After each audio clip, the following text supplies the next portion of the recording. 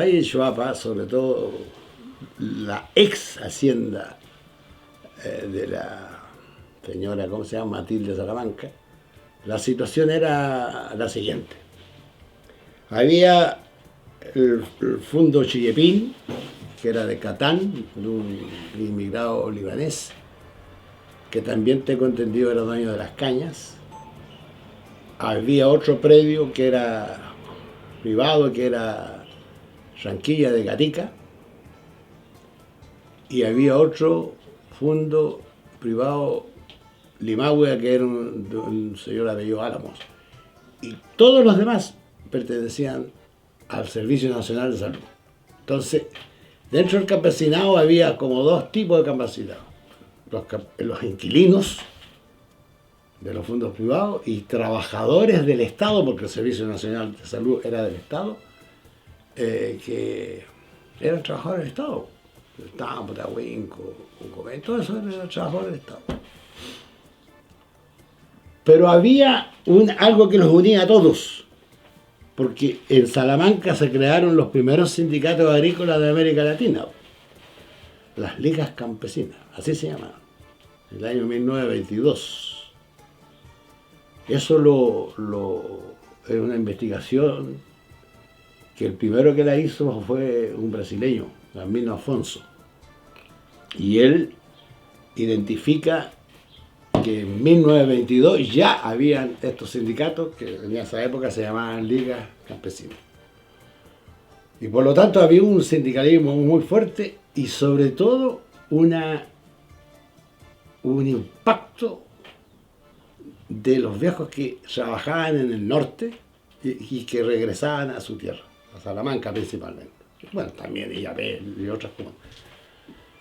Y que llegaron con ideas de izquierda, ideas comunistas, socialistas. Y por lo tanto Salamanca al final se le puso al Valle de Choapa el Valle Rojo, porque mira, yo cuando trabajé un año en Salamanca por la Cora, por ejemplo el Tambo, el Tahuinco, en un lado los comunistas y en otro lado los socialistas. Y se acabó, no había demócratas. Había pocos demócratas cristianos, radicales, muy pocos, porque muchos administradores de fondo fueron radicales. Y eso los rotaban mucho porque dicen que se enriquecían rápidamente. No había control, quién se iba a estar preocupando en Santiago, cuánto era la producción de trigo en tal parte, bueno, en fin. Entonces, finalmente la situación de los inquilinos era la peor. En la ex hacienda de Illapel, en San Agustín, por ejemplo, bueno, en Limagüe, Las Cañas, Chillepín, el inquilinaje son conceptos que muchos los jóvenes no lo conocen. Ser inquilino era ser casi un esclavo, porque el patrón les pagaba con una galleta, un pedazo de pan grande, un plato de poroto al mediodía, un pequeño sitio para que produjera pasto para sus caballos, sus animales, qué sé yo, y plata casi nunca. No vayan. Y si eran algunos pagados, que eran pocos, tenían que comprar la pulpería del fondo, en donde por decir algo, el kilo de arroz en Salamanca, en Illapel costaba 100 pesos, ahí se lo vendían a 150. ¿Me entiendes? Pero además tenían otras obligaciones. El obligado se llamaba una persona que el inquilino tenía que llevar, sobre todo para la época de las cosechas. Y eso estaba a cargo del inquilino, no del patrón. El inquilino estaba obligado a llevar un obligado para la faena. A esa persona no le va a caer a nadie. Entonces era una situación, y bueno, eso se repetía en toda América y con nombres diferentes. Había en el Perú, en Ecuador, bueno, la misma figura.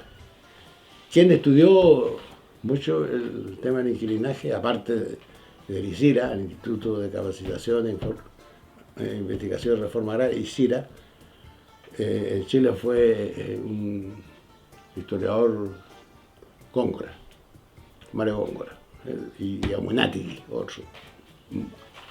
Bueno, pero esa era la situación, ¿no? Y con muchos abusos, además, porque al final el masón era amo y señor de su propiedad. Ahí viene el tema, por ejemplo, de Franquilla en 1924, si es que no me equivoco. Así era la cosa violenta, era una cosa de clase. Mucha gente ahora tiende a decir que no existen clases sociales, pero bueno, está bien. Pero así era, y entonces esta tierra, sobre todo Choapa y también Salamanca, por supuesto, fue siempre muy combativa, muy adelantada en relación al inquilinaje del Valle Central de Chile, que era terrible, mucho más terrible que el de acá. Entonces, es por eso que la escuela de los técnicos y de los profesionales de la reforma agraria se hizo en Salamanca. Salamanca era una escuela. Todas las personas que ustedes, empezando por de Cholchol, qué sé yo, Weitermann, Gasmur y una serie de cuadros de la reforma agraria, tuvieron un mes, 2 meses, 3 meses en Salamanca, viendo cómo funcionaban los asentamientos, por qué. Y bueno, el primer asentamiento, de acuerdo con la investigación que hizo esta niña Fernández, ¿cómo se llama? Gloria de Salamanca, de Canela. El primer asentamiento de Chile habría sido Concumén. Yo entré oficialmente a la CURE el año 70. Y el 71 me mandaron a Salamanca. Me dijeron, llegó el director regional de los servicios del agro en ese tiempo, Sergio Rivera, que también falleció hace poco, Sergio Rivera Puente, que trabajó en Salamanca también, y me dijo, oye, Capito, ¿por qué no te vas para Salamanca? Dijo, te necesitan allá. Dice, no, si yo soy de acá, pues, sí. Bueno, tú verás, pues, me dijo. Y le consulté a un viejo dirigente sindical, el señor Riquelme del Partido Radical, le dije, ¿usted te dije? Si no, chao. Así que pesqué mis bártulos y me vine a Salamanca. Me presenté ante el jefe de área, que era el Alfonso Montenegro. Ah, me dijo, tú eres Agapito Santander, sí. Tú estás destinado a Camisa. Ay, yo no tenía idea de dónde quedaba Camisa. Y cuando salí de la reunión con Alfonso, los amigos me dijeron, ¿para dónde vaya a ir? Para Camisa. Oh, me dijeron una palabra que no la puedo decir ahora, pero... ¿Y por qué? Le dije, que allá donde el diablo perdió el poncho, me dijo. Bueno, está bien.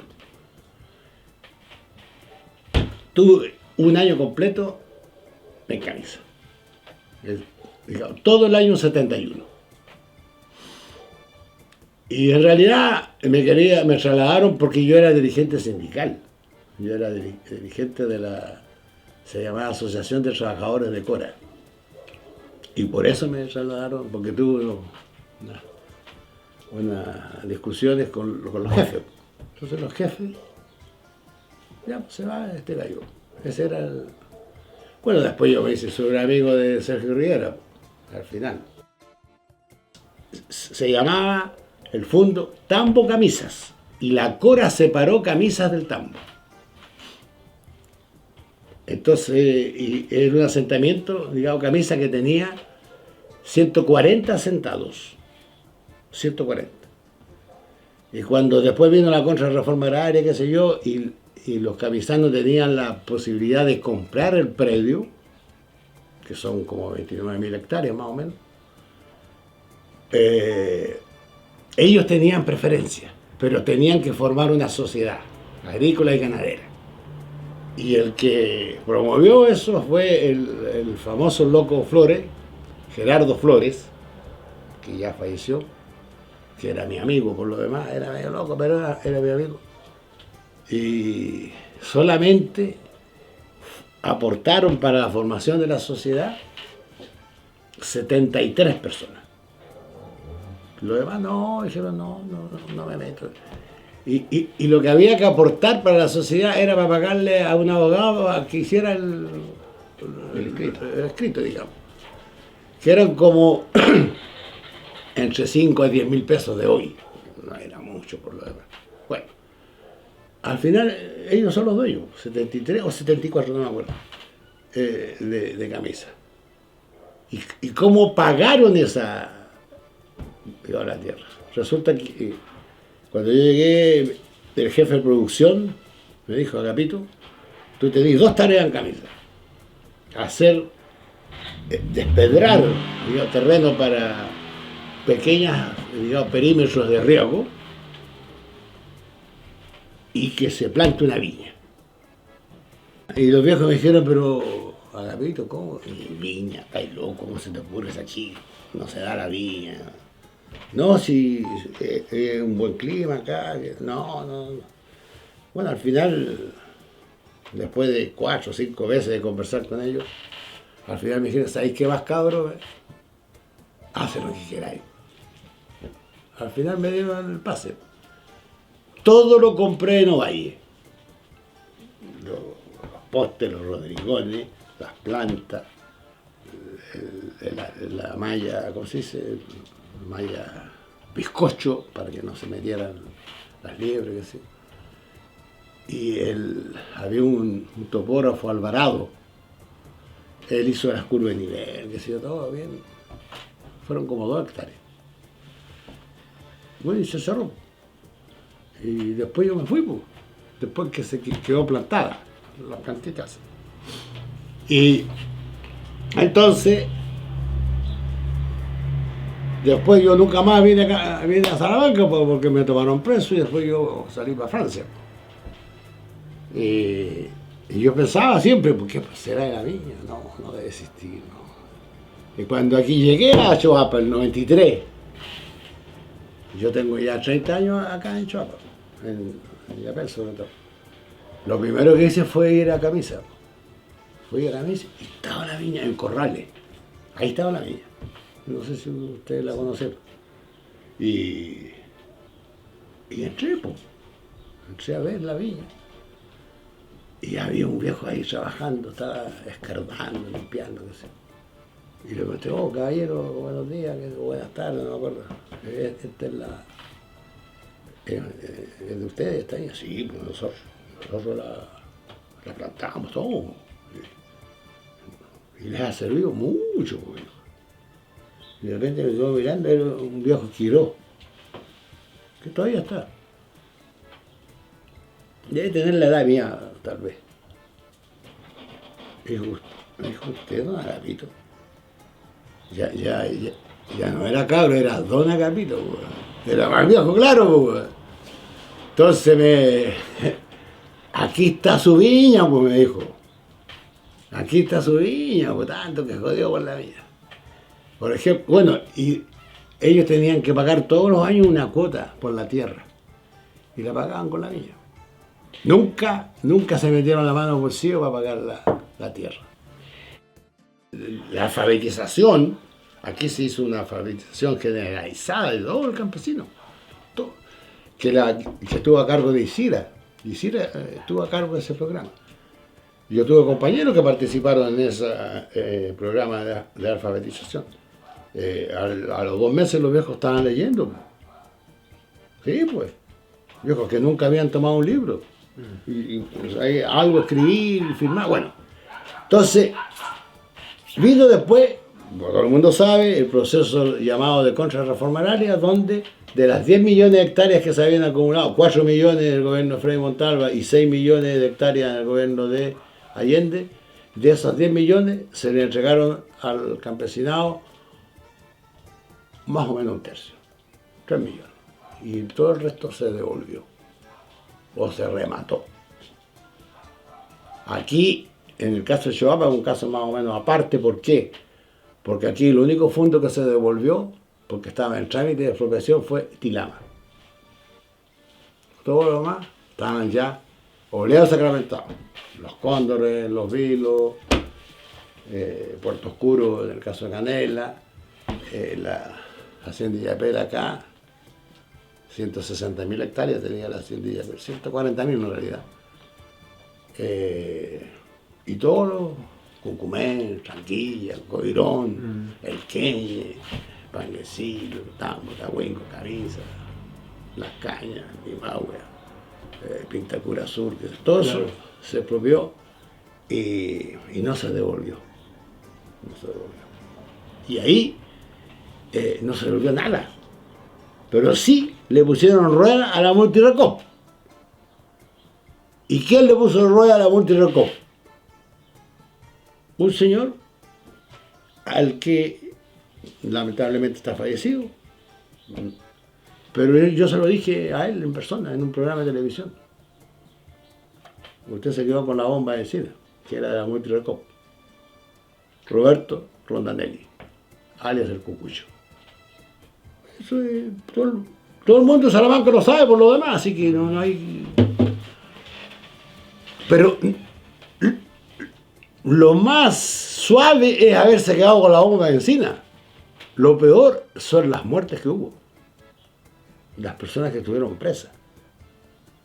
Eso sí que es complicado.